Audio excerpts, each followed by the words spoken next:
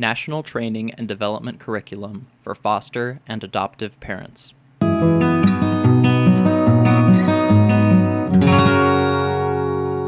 Managing Hopes for Kinship Caregivers. Dr. Joseph Crumbley, consultant, trainer, family therapist. When I think about the common hopes that kinship caregivers frequently have, I think the most common is reunification, that the children will be able to return to their parents, and that the parents will be able to assume primary responsibility for the children. So I think that's one of the primary hopes.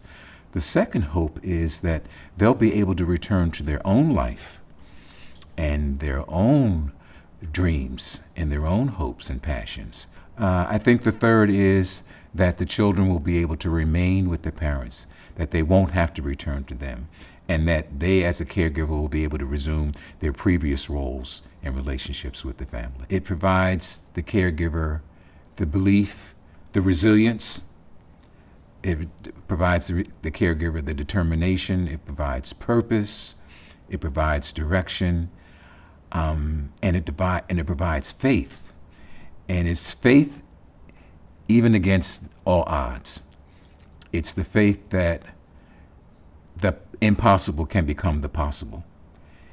So I think when we think about hope, it's something that caregivers need and that you don't want to take away. And I think it's something that caregivers need to maintain. But at the same time, it's being able to do what I call and have with yourselves, if not, then what discussions, so that you can hope for the best, but still plan for the worst. It's important that there's always that assessment, ongoing assessment, to look at your hopes and look at whether or not your hopes are becoming unrealistic. How do I assess myself? Because at one time it can be very realistic, but at what point and what's the criteria that you're going to use over time to help you figure out, am I moving from hope to denial? And by asking the question throughout that whole process, are my hopes and denials in the best interest of the child? That will keep you focused and keep you on board. That'll be the reality test. Yes, I believe in them, but what do I need to see them do that will let me know that alternative planning is or isn't necessary? When should I make my own plans? What's the activity that I need to see, or what inactivity will let me know when I need to let that hope go and begin to start looking at other alternatives? Because if you're not able to develop that criteria, then your hope can then become denial. So being able to develop that criteria based on their activity, not your hope, becomes crucial in determining whether or not you should hold on to those dreams and whether or not you need to start planning for worst case scenarios. So for example, if you hear yourself saying things like, I know he can do this, I know she'll be okay, I know that they're going to get it together, but you don't see activities that support that, then that may be a red flag for you based on your own words and your own conversations. That may suggest that your hope is becoming denial. Or perhaps you'll hear yourself say things like, I don't need to make plans because they're definitely going to go home. I don't need to do alternative planning because they're definitely going to be able to complete these programs. So when you hear yourself saying those kinds of things, that might be a red flag that you may need to process and take a look at. Or you may say, I don't need to supervise those visits. He or she wouldn't do any of those kind of things to the children. That's a red flag that you may want to take a look at in terms of feeding into or making you avoid having to deal with the pain of having to deal with that denial. Questions to ask myself. 1, are my hopes and my dreams placing my children, their safety and well-being in jeopardy? And number 2, what's the criteria that I need to use in order to know when to develop those alternative plans? When is it necessary to develop and implement those alternative plans? And there's a third question too. At what point do I need to involve the children and being prepared to deal with their hopes and their dreams and the possibility of their hopes and dreams not becoming realistic. What hopes and dreams should I share with the children? And whether or not they can handle the disappointments, because that's the formula.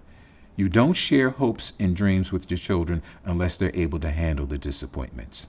That's why you'll do things like not tell the children that the parents are coming over until they're actually at the front door. That's why you'll not tell them they're on the phone until they actually call. So it's being able to know, what hopes and dreams do I need to give the children?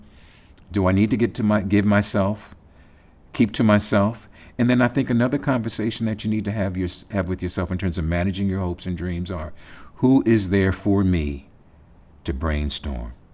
Who is there for me to problem solve? Who is there for me to share my disappointments and my pain, and will help me deal with the disappointments and pains so that I'll be resilient enough to help the children?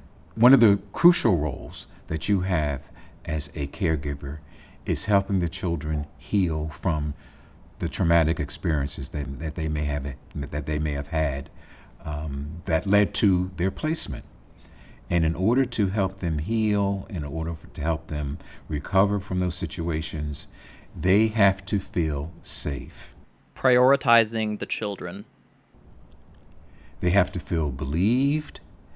They have to know that you're still going to accept them. And the way you're going to have to do that is by letting them know that I will believe what you tell me, even if it hurts me to know that the person who hurt you is my son, my daughter, my sister, my brother.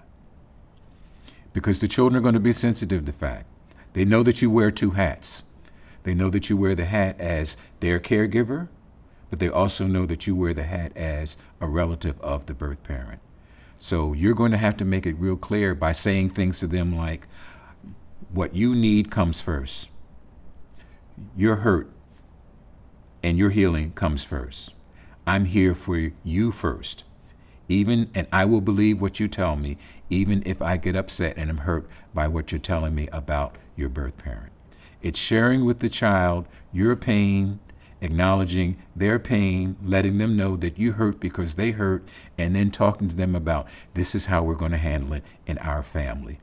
That's the part that's crucial in helping them heal. But it does mean being able to accept the fact that you may have to give up those beliefs that my child didn't do it, my cousin didn't do this, my brother didn't do this. You're going to have to be able to work through that hope that they didn't to the point of accepting that they did. So they need to know that you will follow through with court orders, visitations. They need to see you follow through with supervised visits. They need to see you follow through with monitoring their contacts and their phone calls. They need to, and at the same time, you're modeling how that you can still love someone who has hurt you, but love someone in a way that's protective and responsible. Because you see, they're going to have to also learn how to love those that have hurt them, forgive them that have hurt them, and to be able to protect themselves in a very responsible way. They need to know that love is something that has to be earned, that loyalty and trust has to be earned, and that there is accountability. The idea that those closest to you hurt you, that's what they've learned. So now they have to relearn that those closest to you protects you as well. For more information, visit ntdcportal.org.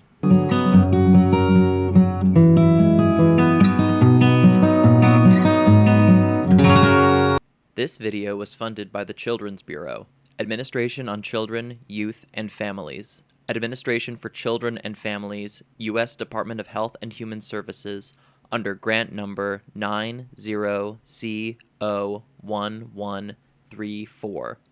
The contents of this video are solely the responsibility of the authors and do not necessarily represent the official views of the Children's Bureau.